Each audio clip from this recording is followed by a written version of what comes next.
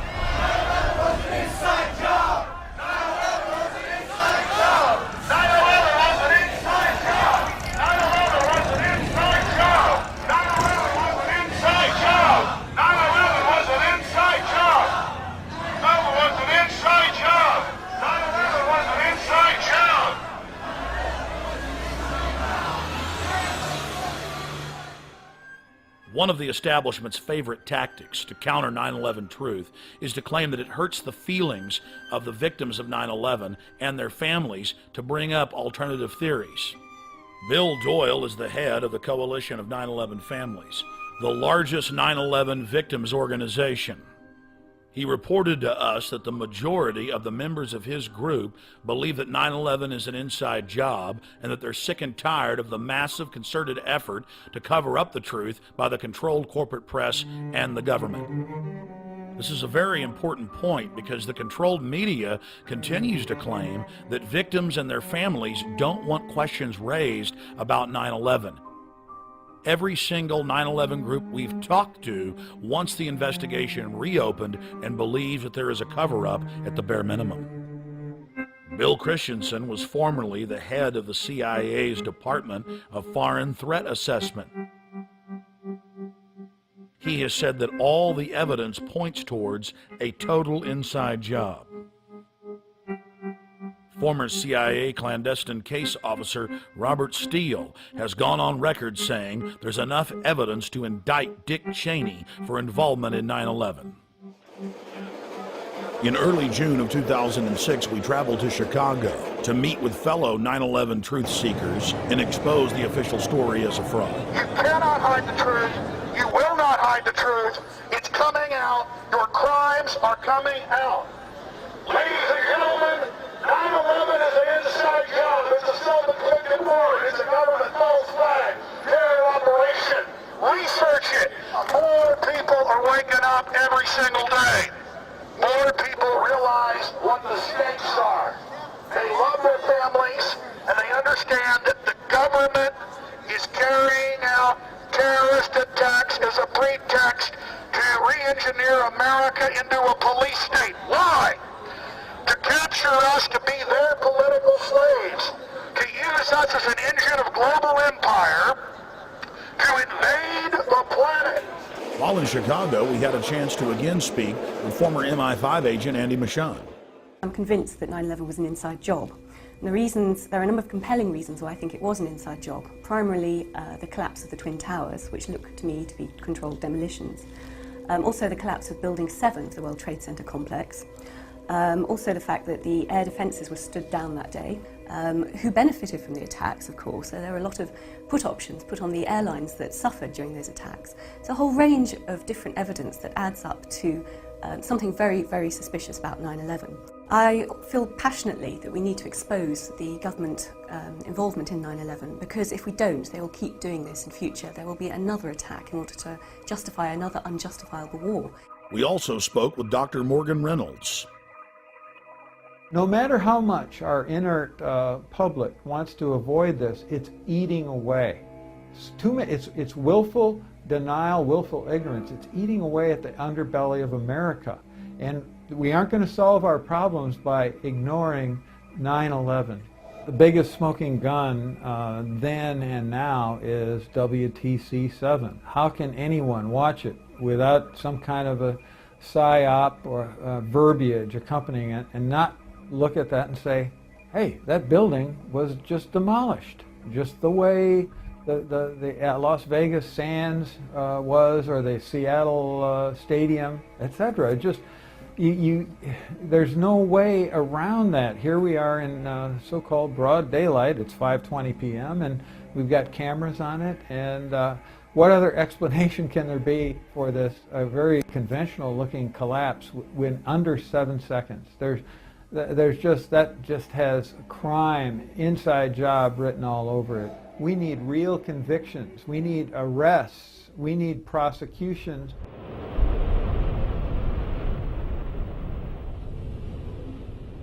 We also had a chance to speak to Professor Stephen Jones, who is a doctor of physics, concerning new bombshell evidence that conclusively proves that thermite was used to cut the main pillars in the World Trade Center towers.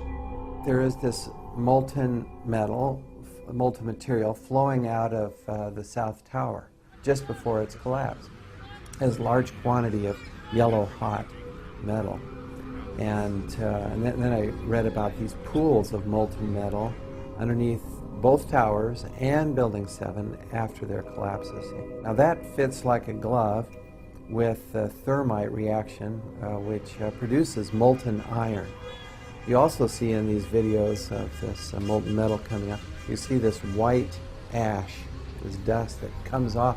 Now that combination, yellow hot molten metal, white ash floating away, that's his signature characteristic for thermite. And then finally, we got some samples of this metal, the previously molten metal. Using advanced techniques like proton-induced X-ray emission and an electron microprobe, we've found out what's in these samples.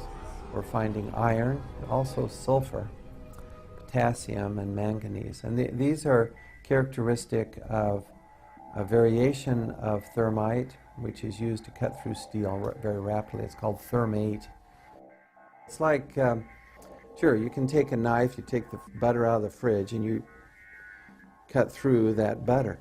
Now, adding sulfur to thermite and also potassium permanganate, these chemicals, it's like heating up your knife to a very high temperature. Now it slices right through the butter. Even if the butter is cold, slices right through. Same way here, by adding sulfur and potassium permanganate to thermite, it'll now slice through structural steel very rapidly. But the end products then, you'll have sulfur and potassium, manganese, and iron. And that's what we see. Thermite had to be planted in the buildings, which of course implies directly an inside job. Someone had to have access into the building. You'd get down below and you'd see molten steel running down the channel rails. Like you're in a foundry. Like lava. We spoke with former Minnesota Governor Jesse Ventura to get his perspective on 9/11. Ventura has told the press that he is so concerned about the attack on the Bill of Rights in this country that he has now moved to Mexico and believes the country is sliding into full-bore fascism. I would just like to get your view, your take on 9/11, Gulf of Tonkin, JFK, all of it. Well, I think the most interesting thing to talk about today is, if people aren't aware, that due to the Freedom of Information Act, in the early 60s, the Pentagon had an operation called Operation Northwoods, and it never came to reality, but it was on the table that our military would attack certain cities within the United States and make it look like Cuba did it to justify an invasion of Cuba. It never happened, but just the simple fact that they contemplated it and it was actually on the table in the Pentagon, I find that just very disturbing, that they would, even consider using our military to try to justify an invasion of another country. You did speak on Jay Leno, according to my recollection, about how Gulf of Tonkin was staged, how you were lied to, we were lied to, you lost a lot of friends. What was it like to learn that they had staged an event that didn't really happen to bring us into full-scale war in '64? What was it like when you realized that and you learned that?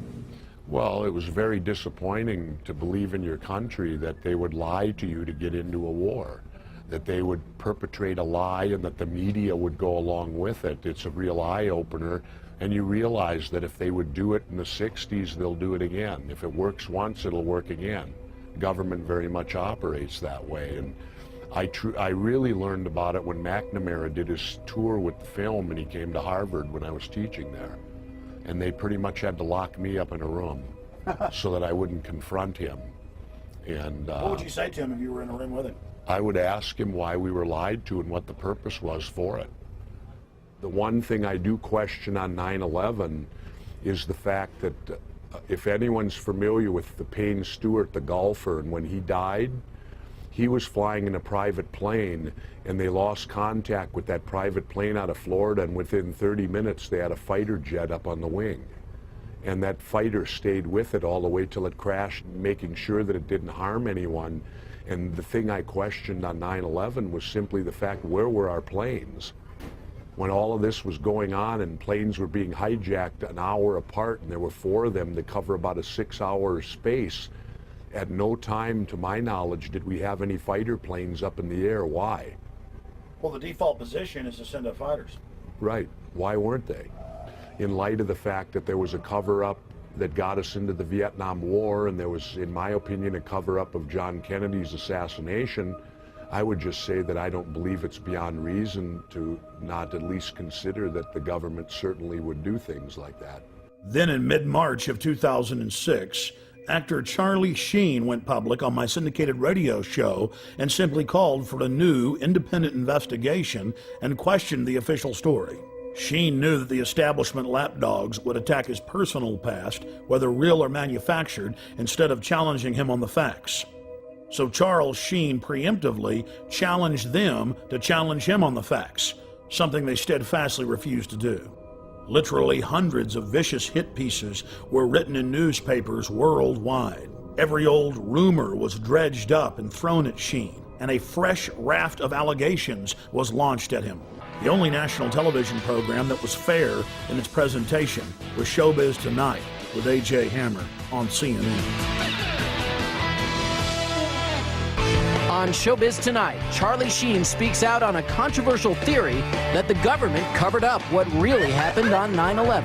Taking over 4 commercial airliners and hitting 75% of their targets, that feels like a conspiracy theory. Tonight, we dig even deeper. The host of the radio show on which Sheen leveled his startling allegations joins us live right here on Showbiz Tonight. The radio host who interviewed Sheen is Alex Jones of the Genesis Communications Network. Alex joins me live from Austin, Texas to talk about Sheen's riveting comments. Alex, as I mentioned, the response that we got from doing this story last night, absolutely shocking. So I want to know how it actually all came about. How did the interview with Charlie Sheen actually happen? Did you guys reach out to him? Did he call you? What was the deal? Well, just to make something clear, Mr. Sheen has amazing courage to do what he's done, and he contacted me. He's been watching my documentaries for years. He's one of the most informed people that I've talked to in Hollywood on this subject. Listen, for years, Hollywood's been on fire with people knowing the truth about 9/11, and I was the first to expose 9/11 on the day. In fact, 2 months before, I had intel that elements of the military-industrial complex were going to carry out the attack. I said they'll use bin Laden, the known CIA asset, as their patsy to take the blame for attacking the towers. So Mr. Sheen is only exceptional in that he has courage in going public, courage that no one else in Hollywood had. I mean, here's a CNN poll from Anderson Cooper a year and a half ago where they said, is the government covering up 9/11? Could they be involved? 90% when the poll closed on CNN said this. So listen, I have my own syndicated show. I've done 4,000 radio interviews in the last 4.5 years. Almost no one calls in and disagrees now. We have the majority view, and we have the evidence. And bottom line, there are declassified U.S. government documents like Operation Northwoods that ABC News reported on back in 2000. Operation Northwoods, Google it,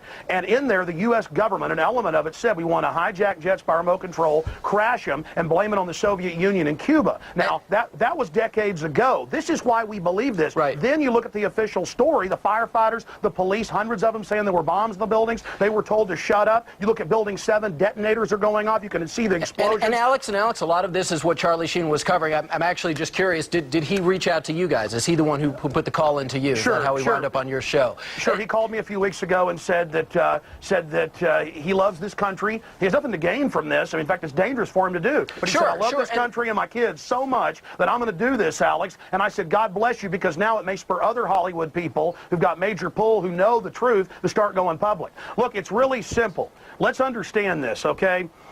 9/11 was an inside job. It was a self-inflicted wound, and what Charlie Sheen is doing is just amazing, and he can only be commended for it, and all he's calling for is a real investigation. I go further at Infowars.com and PrisonPlanet.com. We lay out how it happened, what took place, and it's not just Charlie Sheen. I've interviewed, CNN has interviewed some of these people, the only network that I've seen doing it. You guys have interviewed. There have been physics professors that have gone public. There have been the heads of mining colleges that have gone public.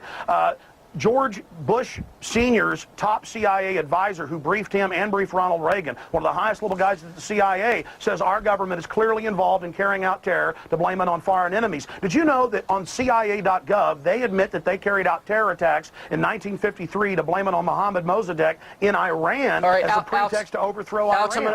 I'm all good stuff and all stuff that needs to be talked about. But the question is why? Why have so many of the major media outlets not talked about these alternative theories that exist behind 9/11? Why is that?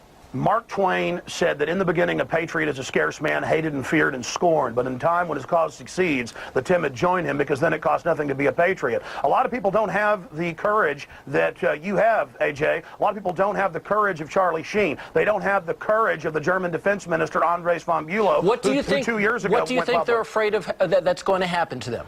They're afraid of being beaten up by the hordes of neocon intimidators who try to go out there with their Gestapo Nazi tactics to try to bludgeon everybody with their blogs and radio shows to shut up. But they've lost power because people have learned that they're a bunch of liars. They lied about the WMDs. They've lied about everything, and now their credibility is totally blown.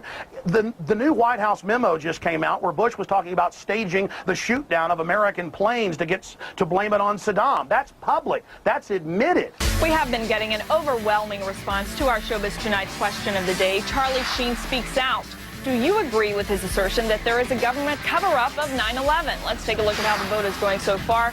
82% of you say yes. Only 18% of you say no. I had a sense that this thing was going to get hot. I didn't realize that, as you say, it was going to go supernova. But if they continue to attack me personally, it only gives credence to our side of the argument. People want the truth. They want the truth. And what's been offered to us resembles nothing of the sort.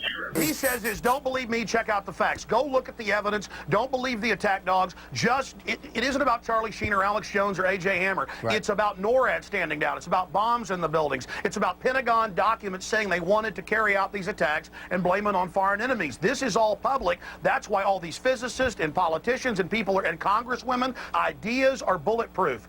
And the New World Order better stop carrying out terror attacks. We've caught them over 200 times in the last 100 years. Western governments doing this. Hitler does it. The British do it. The Russians did it.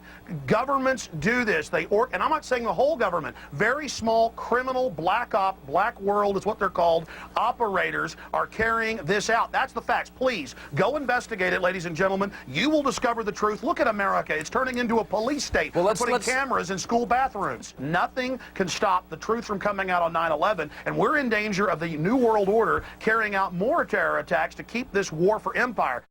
Charlie Sheen then appeared on Jimmy Kimmel Live. Sheen again threw down the gauntlet and challenged his detractors to look at the facts of Building 7 and the 5 frames from the Pentagon. You know him from movies like Platoon and Wall Street, and in addition to seeing him every week on 2.5 Men, opening tonight, you can see him in Scary Movie 4. Please welcome the indestructible Charlie Sheen.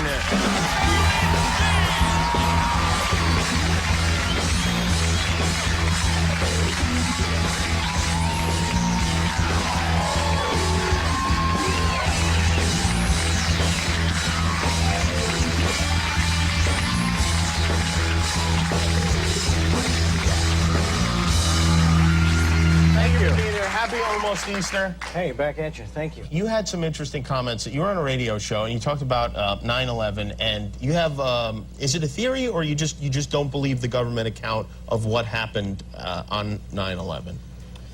I just had questions. Yeah? I had a lot of questions, and the forum I chose to voice those questions in is the Alex Jones radio show, and just because he's a guy that I've been a fan of and followed for a lot of years, and you know, I got attacked. I mean, there were a lot of hit pieces. The reaction was people get severe. very mad when celebrities have opinions. No, I understand. Yeah. I understand. I know he's not qualified. He doesn't. You know, he's just who the hell is he to have an opinion about something so horrible? And you know, it was sad because they didn't really take a look at any of the stuff I was asking them to look at, any of the evidence or any of the stuff that generated those questions. You know, and they said, oh, he's another tinfoil hat wearing Hollywood clown. You know, and it's like the only.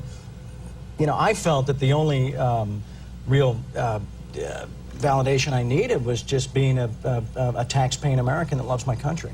Yeah, and I mean, it's just something that you wonder about and you would like to know more about, sure. I assume. And do you did you study the tapes? And I've done a lot of research, and it's not just me, it's the people that have come before me, the experts and the engineers and the physicists and the scientists and the scholars that raised a lot of these things, and I took a look at their research and said, yeah, it doesn't add up. A lot of it doesn't add up. Hence these questions, you know. And there's two areas. There's Building 7, and there's the 5 frames from the Pentagon. Don't listen to me. Do your own research, you know. But I think that, you know, what happened to a time in this country when we were entitled, when we had a constitutional and a God-given right to be curious about things that didn't make sense. That's all it was. Because we have a lot of cable shows now, and they need stuff to be mad about. So, you know, stuff like this is like, oh boy, we could yell about this for an entire week. And plus, with your dad being the president and all, it puts a lot of the focus on it. That's true. Yeah, I should have conferred with him before I came out publicly. You know? Within weeks of Charlie Sheen throwing down the gauntlet on national television, the federal government released 2 new videos, almost identical to frames released 4 years before by the Pentagon. We've got to ask questions about why the Pentagon could be attacked. This is supposed to be the most defended building in the world. We've got to look at the stills that were released from video footage of that day, which claim that a jetliner went into the side of the Pentagon and yet appear to show some kind of guided missile going in there. The establishment press chortled with glee, as if the new footage conclusively proved their claims. Tonight's other big story, the Pentagon releasing the first video showing American Airlines Flight 77 crashing into the Pentagon on September 11th. Well, that's a question. Does this prove once and for all that is where that airplane crashed? Well, I would have thought that over the years that was never a question, but some folks had a question about that. I think that question is now once and for all answered. Since the first days of 9/11, the establishment press has only focused on the Pentagon controversy and not the hundreds of other smoking guns and serious questions that have been raised. We have to ask ourselves, why? As if it was by design, the new frames only intensified the debate. No passenger plane is evident in the still frames. They're more than happy to endlessly focus on the Pentagon, but they won't touch Building 7.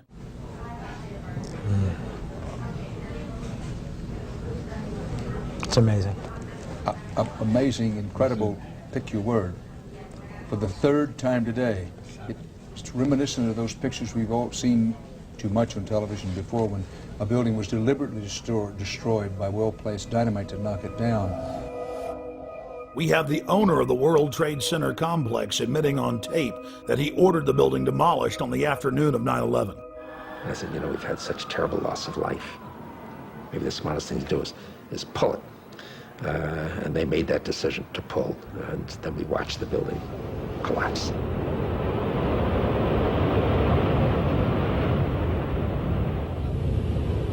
During our on-the-ground investigations in New York City over the last 5+ years, we've talked to scores of eyewitnesses who had claimed that police and firemen told them to get back from Building 7 because it was going to be brought down or, quote, explode. Building 7, while I was listening to live feed from our local public radio station later in the afternoon, they talked about Building 7.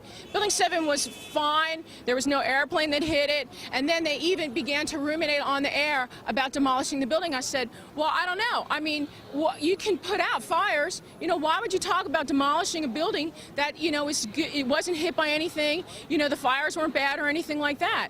I will say that I spoke to a cop on 9/11 who said that it was going to come down. I don't know how he knew that.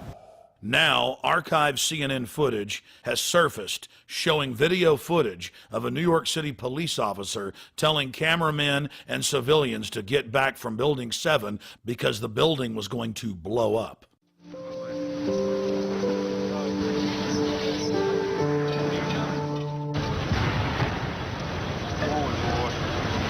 Keep your eye on that building. It'll be coming down. The building is about to blow up. Move it back. All right, guys? Sorry. We are looking back. There's a building about to blow up. No flame.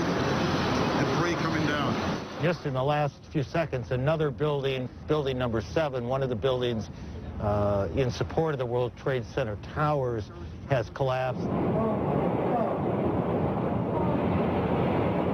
This is no small building, as you can see, at 47 stories. It would stand out in most American cities.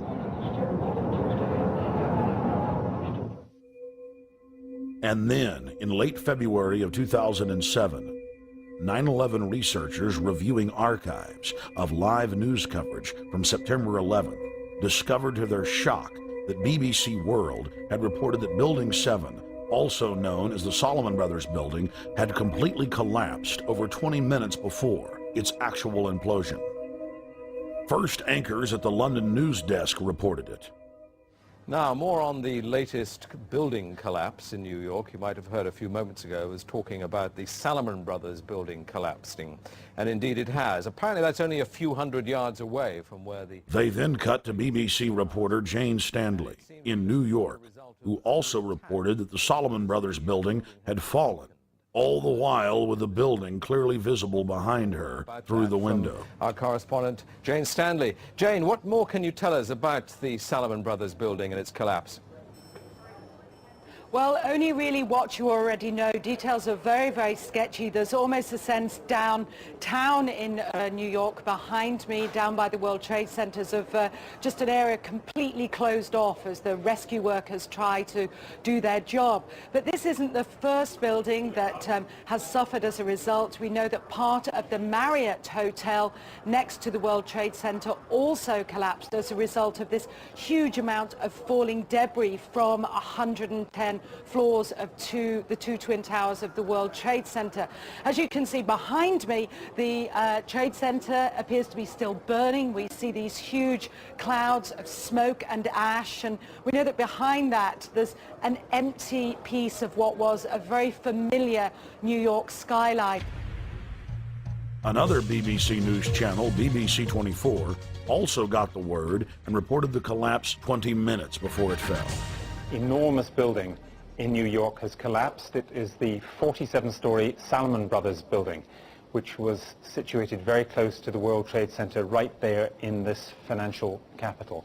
It then emerged that Aaron Brown of CNN reported from a rooftop overlooking Ground Zero that Building 7 had collapsed over an hour before it actually fell. We are getting information now that one of the other buildings, Building 7 in the World Trade Center complex, is on fire and has either collapsed or is collapsing. And you, to be honest, can see these pictures a little bit more clearly than I. But Building number 7, one of the buildings in this very large complex of buildings that is the Trade Center, there were, and that is the right way to put it, there were the two towers. But then there are a number of support buildings around it, and now we are told that there's a fire there, and that building may collapse as well, as you can see. We can see as we look now back downtown, we can see the billowing smoke. CNN and BBC's reports conclusively prove media prior knowledge and false start scripting of Building 7's controlled demolition. Couple that with hundreds of police, firefighters, and rescue workers stating that they were told to get back from 7 because it was going to be brought down. There can be no doubt that Building 7's destruction was an orchestrated inside job. 9/11 was just one salvo in an ongoing war against the free peoples of the planet. It's all part of their terror storm. Pentagon war planners now publicly admit that 90% of their battle plans are psychological versus physical. The information war has taken the place of aircraft carriers, fighter bombers, and Abrams M1A tanks. And you, the population of the planet, are the target. Put simply, modern warfare is all about selling the population to love its own enslavement. The elite are waging war on the people. Edward L. Bernays is regarded by many as the father of public relations. He was born in Vienna, Austria. Bernays was the nephew of Sigmund Freud. Bernays pioneered the use of psychology and other social sciences to design public persuasion campaigns. He published several scholarly works still used in universities worldwide today. On page 71 of his book Propaganda, Bernays wrote, "If we understand the mechanisms and motives of the group mind, is it not possible to control and regiment the masses according to our will without their knowing about it?" Bernays literally wrote the book on modern propaganda. His clients included Procter & Gamble, CBS Television, the United Fruit Company, the American Tobacco Company, General Electric, Dodge Motors, and he also spearheaded the national campaign to fluoridate the water supply of America through the fluoridationist of the Public Health Service. He was hired by multiple presidents to engage in propaganda campaigns against the American people, as well as the U.S. Army. Another quote from his book Propaganda: "The conscious and intelligent manipulation of the organized habits and opinions of the masses is an important element in democratic society. Those who manipulate this unseen mechanism of society constitute an invisible government, which is the true ruling power of our government. We are governed, our minds are molded, our taste formed, our ideas suggested, largely by men we have never heard of." Nazi propaganda minister Joseph Goebbels publicly praised Bernays on many occasions and stated that Bernays' work was the blueprint used by the Nazis to seize control of the Reich.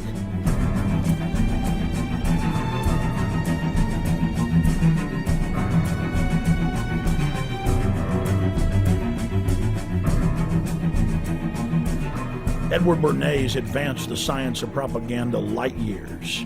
But more than 60 years after his heyday, the science of mind control is thousands of times more sophisticated than even Bernays had envisioned. Since the dawn of man, bullies have attempted to dominate and control the tribe. Human history has been one long struggle of the independent free human against organized crime syndicates attempting to enslave him. Brute force has been replaced with intimidation and propaganda. We are manipulated into enslaving ourselves. We are conned into believing that the establishment is our loving keeper and not our parasitic master. The New World Order architects are a group of predatory control freaks who have enslaved humanity and are desperate to keep control of their cattle. The elite is threatened by independent free humans who control their own destinies. They're threatened by intelligence, by beauty, by honor, by family.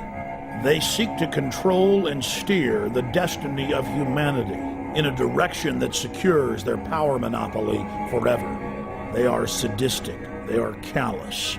They think nothing of human life, only control and keeping that control. The entire world is being engineered, designed to be a prison planet, a control grid over free humanity, where no dissent is tolerated. Once you realize that the establishment is laughing at you, you can begin to research the truth and start fighting back. Once you understand their game plan, it's very easy to defeat. Knowing who your enemy is half the battle. Taking action is the other half. You only have to free your mind, and defeating the globalist will be easy.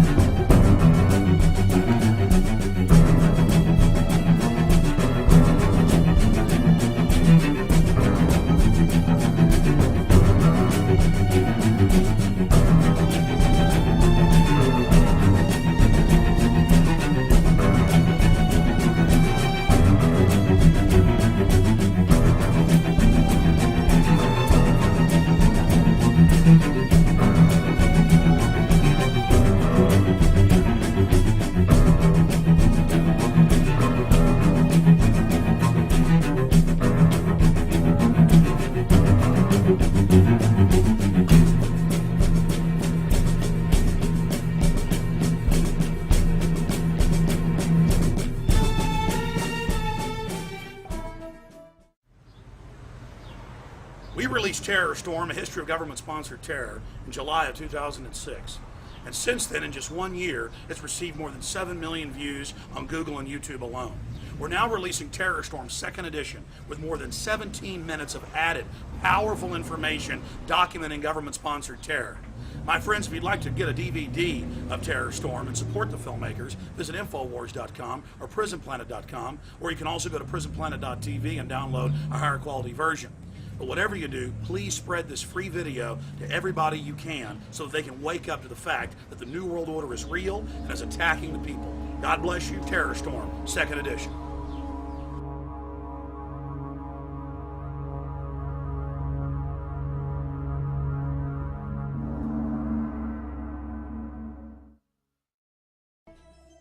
Hey guys, get your cameras on. Yeah, what's going on? I've almost been arrested 3 times every day, anywhere in the city, videotaping anything. It is an absolute nightmare. And we're looking for patriots that know what the Bill of Rights and Constitution says, and that can see all of this and know that it's a fraud. 4 planes in 2 hours! How can that be? A cop on 9/11 said that it was going to come down. I don't know how he knew that. On the morning of 9/11, the CIA was running a drill of flying hijacked jets into the World Trade Center and Pentagon. Building 7 is further away from the towers and was not hit by planes.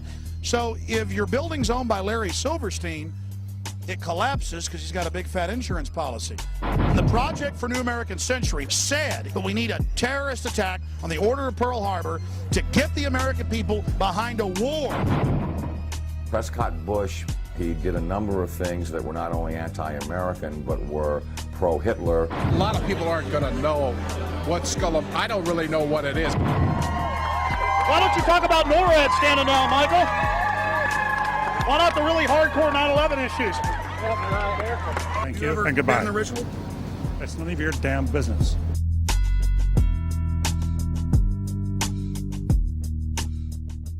We're talking about the Bohemian Grove and trying to see what locals think about it. You're talking about the Bohemian Grove, quote-unquote elite and presidential retreat.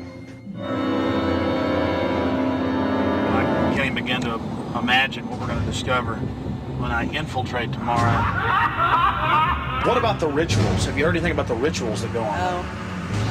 Oh, there's all kinds of rumors about rituals. Oh, no. It's politicians.